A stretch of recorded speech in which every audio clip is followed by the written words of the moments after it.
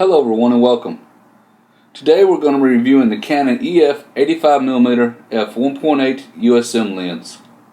So let's get started.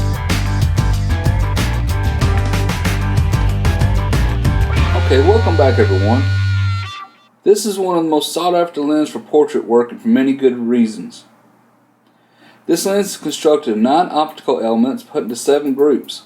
The housing is made of high quality plastic and metal. Has a rear focusing clutch system used in conjunction with Canon's very popular ultrasonic motor, allowing full manual control over the focus even when set to autofocus.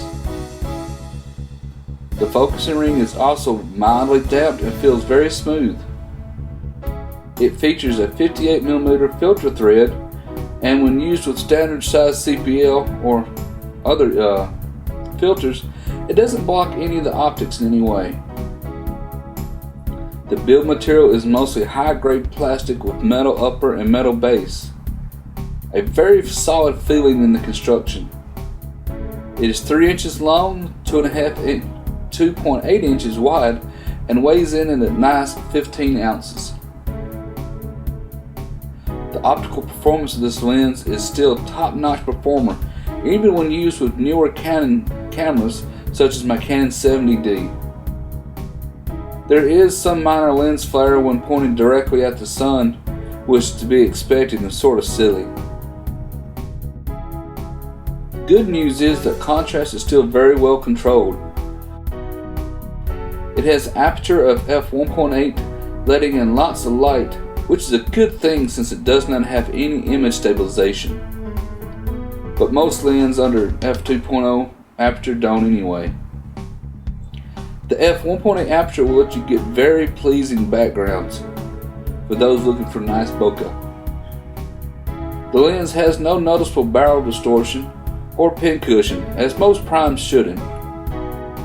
The lens is not a macro lens, and the closest focusing distance is 2.8 feet. But even at that distance, the bokeh is still very pleasing and soft. On an APS-C camera like my 70D, the lens will have an effect of being an f2.8 lens. So those who have been contemplating buying one of Canon's very expensive 70-200 f2.8L lens need to take a close look at this lens, as it effectively becomes a 135mm f2.8 lens on a crop sensor camera. The only issue with optical performance of this lens is the color diffraction on the edges when wide open at f1.8. However, when you stop down to f2.8, the purple fringing starts to go away, and by f4 it's almost gone. Great news is that this can be cleaned up in just a few seconds in Lightroom, or just can be avoided by not shooting trees on bright sky. Okay everyone, my final thoughts on this lens is an excellent lens. It's hard not to recommend this lens to anybody. Its price point, the optical performance, and the build quality of this lens makes it an excellent option for anyone. I use this lens for light portrait work and taking pictures of whatever else I need. The f1.8 aperture lets me get excellent bokeh and gives me a very artistic feel to many of my portraits.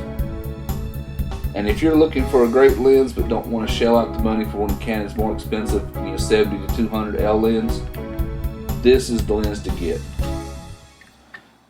Okay everyone, I hope this review has been helpful. If you enjoyed this video, please hit the subscribe button if you want to see more like it, and hit the like button if you like the video. But mostly subscribing lets me know that you like my content, you want to see more reviews and tutorials like this, and I'll try to get more out there too. Thanks everyone.